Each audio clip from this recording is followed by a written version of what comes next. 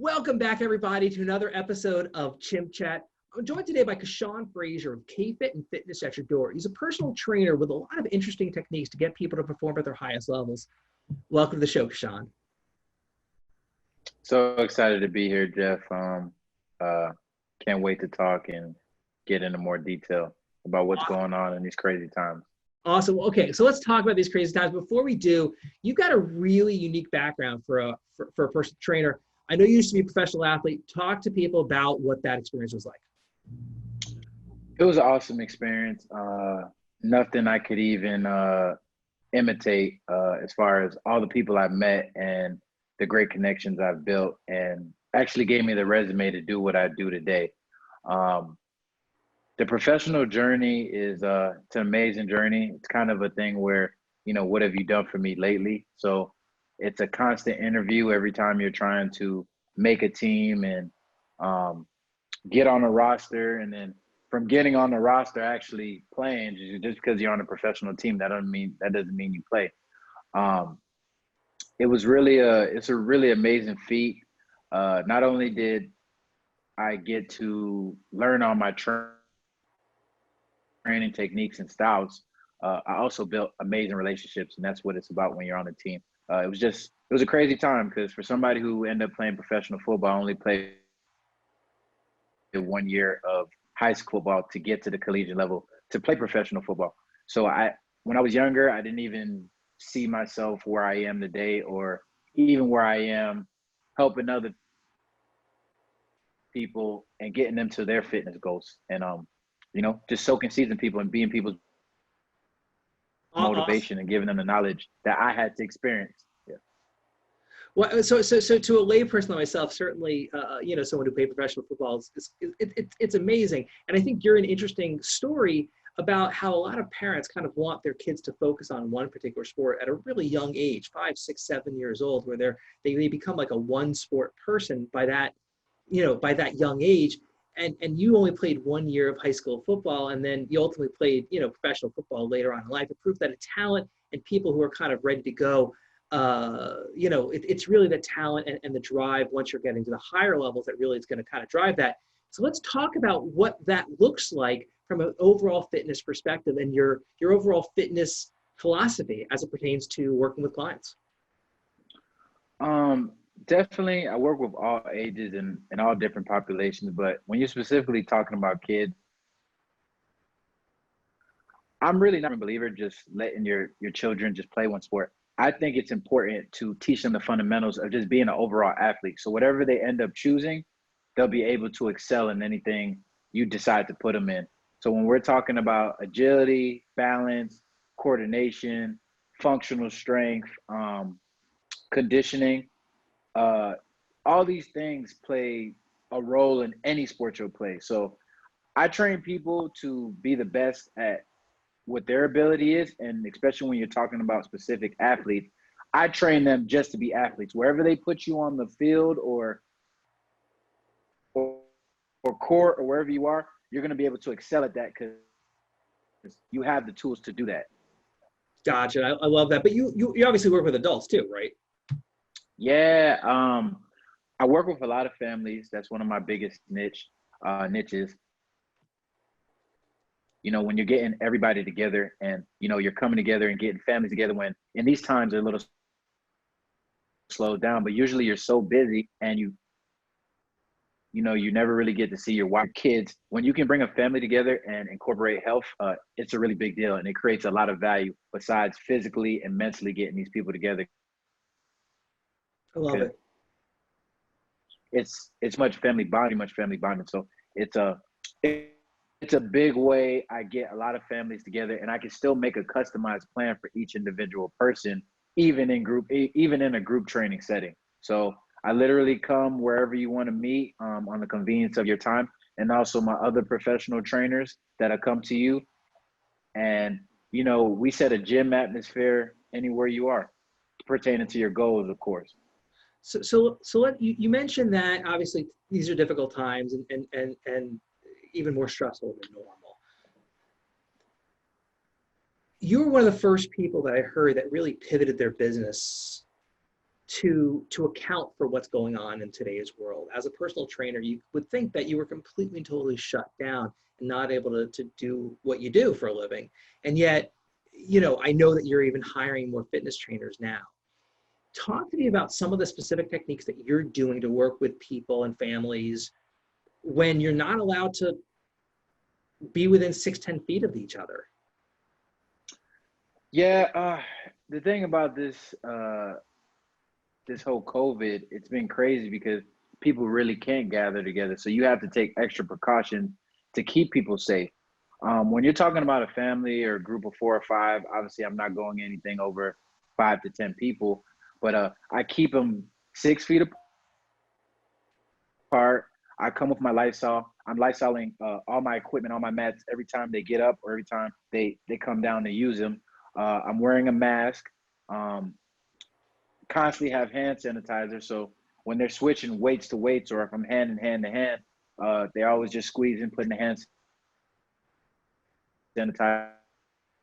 Then we go pick up our weights. And be honest with you, it's called personal training for a reason, because it's a personal experience. You really become a part of, in a sense, somebody's everyday routine as a trainer, because the doctors prescribe, but personal trainers, we're the ones who fix it. So a lot of the natural diseases and the things that come about, it's self-inflicting. It's either sedentary lifestyle or personal food intake. And that's just knowledge of you not knowing what to eat. And even if you look healthy, just because you're healthy outside doesn't mean you're healthy inside. So my thing with anybody I train is figuring out what their why is. Once I know that, we can really get to the result we need to get, because all I am is a guide. You're using my knowledge, and I'm just trying to convert you to an overall healthy lifestyle. Yeah, it would be great for me or my company to train you for the rest of your life, but I'm training you for life. We want to see what your habits are, why are you eating what you're eating, what's good substitutes for it, are you binge eating at night? And with any program, when you're exercising, the big thing is getting a program that you can stay consistent with, because any program you stay on is a program you like. So I totally know what you need to get you to your fitness goals, but I'm going to ask you, what don't you like and what do you like? Because there's 20 different ways to skin a cat. So if I can have you enjoy what we're doing, whether we're doing boxing, whether we're doing ropes, whether we're doing strength training, I can keep you committed to the program. And the biggest thing I always tell my clients, it's not how tired I get you, what do I teach you? So I'm all about educating all my clients on what they're doing. Gotcha. And how to live that overall healthy lifestyle. And I think happiness is sort of the key to all this. Is, like you said, is if you're enjoying it, you're able to stick with it. If you hate doing it, then you're not going to do it. I think that's why a lot of the kind of the hit workouts du jour, whether it's Orange Theory or CrossFit or Pick Your Poison, have become so popular, because they actually made it a little bit more enjoyable for people, when historically people hated going to the gym. And I think that one of the things, and I know a number of your clients kind of always say that they really have a good time. They enjoy working with you, which is kind of awesome. And I'm so interested by the precautions that you've taken, the idea of coming to somebody's home so they feel protected, going to their backyard, working with them, and making sure that everything that you work with is completely sanitized, and kind of working through that. And I think to me it's brilliant. I mean, I even did a marketing moment video where I even mentioned of the idea of sort of exactly what you were doing with regard to sort of curbside delivery style fitness training kind of thing, which I think is kind of interesting, kind of cool. So talk to me about things that people can do. They're not going to be a client of yours. They can't afford you, whatever the reasons are. Talk to me about things that people can do to stay healthy during these difficult times. They can't go to the gym. They don't have gym equipment at home. What are some things that people can do to so they don't gain 1,000 pounds in their 2 months of lockdown? Well, firstly, we always talk about nutrition. When I'm trying to get people to their ultimate goal, the first thing we're talking about is, what are you putting in your mouth? That's 80% of it, because we can train you to death but you won't see the results you really want to see if you're eating McDonald's after the workout because you feel like you deserve it. I'm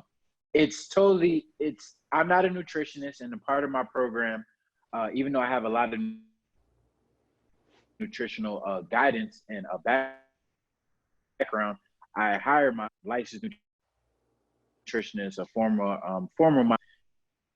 make a customized nutrition plan for all my, because we're working hard and we're trying to get that, trying to burn their calories, but it's called exercise science for a reason. So you're trying to put your body in a caloric deficit. It's 3,500 calories to burn 1 pound of fat. That's a lot of calories. You eat a large fry and you're probably getting that in one sitting. So I kind of calculate, I'm going to burn about 400 to 1,000 calories in a workout, in an hour workout.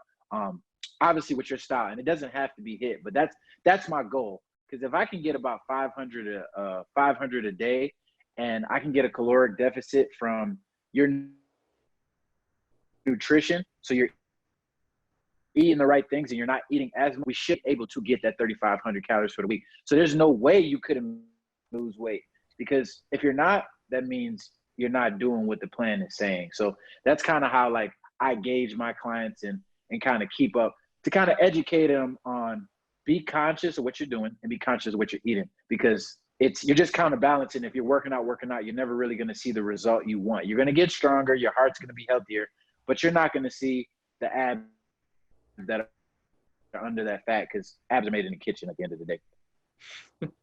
Gotcha. And also, that's a great line. Abs are made in the kitchen. That's a great line. I love that. And I didn't even finish. The big thing that I've learned personally as a business owner, I'm such a personable person. I never felt like I could push somebody if I'm not physically in their face. Online training has been amazing. Okay.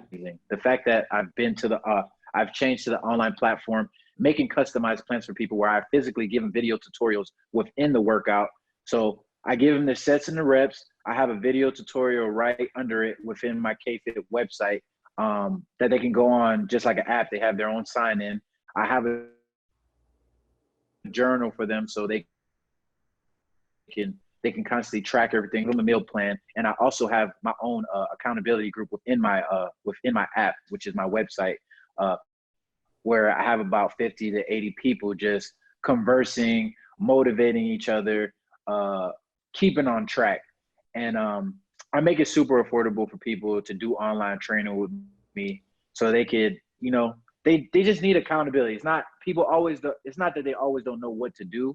They have no accountability. And that's why we're always better as a team. You can use one finger, but when you put those 5 fingers together and you make a fist, you got to punch, right? So that's just kind of how I attack my online training. And if you're somebody who can't afford in-person training, online training is your best bet. And I've gotten amazing before and afters. It's crazy what you could do when you just build little habits that create a big overall goal. So that's another way I've adapted in this COVID-19, which has been pretty amazing for me. It's really powerful. So with the online training, I think one of the reasons why having a personal trainer can be more effective for people is accountability, right? Mm-hmm. And that's one thing that, do you get any kind of accountability with any kind of online training workout, whether it's yours or somebody else's? My accountability comes with, I have a weekly check-in. I constantly, like, all my clients or anybody who works with me, they have a soul line to me personally. So they can message me through this accountability group, any questions they need, and I'm pretty much a dictionary for them. Like, anything they need, any meaning, anything related to health and fitness or physical fitness, they can message me through that messenger and I respond. I'm constantly asking people, hey, how's the workout going? How are you feeling? Because a lot of these people who are training with me, this is first time for them.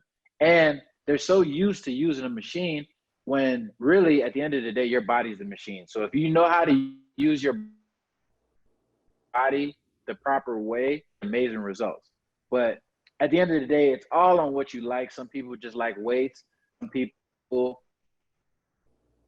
like functional training, is exercises that help you use everyday activity of daily living. So when you sit up and get up off a chair, there's no difference between you squatting and getting up, squatting and getting up. When you go up those stairs, you can run those stairs over and over again, and that's still an exercise. So there's really no excuses. You can make a workout of anything. You could have a stepper, you know, somewhere where you sit on the bench and you could just do a step up. You know, like there's really, you're going to be on a step and just keep repeating, just tapping the steps. You could do jumping jacks in space. You could do a plank. It's all about staying active. And I'm not saying it has to be an hour. You just got to move. You're supposed to move at least 30 minutes a day. They say you're supposed to sweat at least 30 minutes a day. For yourself, you got all the time in the world. Just there and try things. I'm not saying go crazy, but even if you go for a walk for 30 minutes, something's always better than nothing. Right on. I like it. Something's always better than nothing. I like it. And by the way, I'm still loving the whole abs are made in the kitchen. That's such a great line. I mean, that's so good. Kashawn, thank you so much for joining me. You can do 1,000 sit-ups. But if you're eating and after the 1,000 sit-ups, you go to McDonald's, you have 2 Big Macs and a large fry and a shake, you're screwed. So no, it makes total sense. I mean, it's about the caloric deficit as you described. I mean, if you can have a 500-calorie caloric deficit after a week, you're going to lose a pound. You know for a fact you're going to lose a pound of fat. So the science is very specific. So as long as you know the calories that you're putting in your body, calories are energy, you're gonna get results. So burning calories are a way that you can continue to eat and not just reduce your caloric intake, but doing everything kind of combined at once, sort of, you know, so when you're exercising, you're getting your body healthy, you're burning calories so you can actually still eat a normal, healthy diet, and still lose that weight because you know, the calories that you burn are the ones that go away at the end of the day.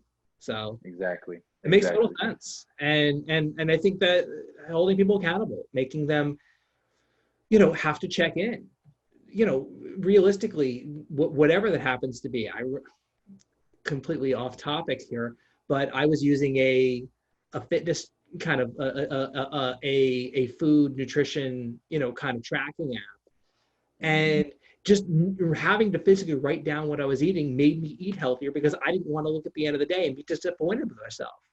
It makes you, it held me accountable to me. And I wasn't looking to lose weight. I just realized I was eating poorly. So now I stopped eating poorly and I lost weight, even though I wasn't looking to. So there you go. I get it. You don't know that you don't know. And until you write it down, or until you stop making excuses for yourself, and until you're a part of a community, this is more than just a fitness challenge I put on. It's a community. It's everybody trying to get to a common goal. Yeah, everybody's goals are different, but the common goal is to be healthy, be your best version of yourself. And that's the culture I'm trying to build with KFit and Fitness at your door. There's no excuse when we come to you, right? And, you know. Love it. Kashawn, thank you so much for joining us today. Fitness at your door, no time to wait. I got it. All right. Thank you so much for joining me today. You've been awesome. I hope a lot of people got a lot of valuable information from it. I'll include your contact information in the description below on the YouTube channel. And so everybody, remember, I'm Jeff with Flying Chimp. Be safe, be kind, pass the hat and help local businesses that have been hurt as a result of coronavirus and COVID-19. And I'll see you again.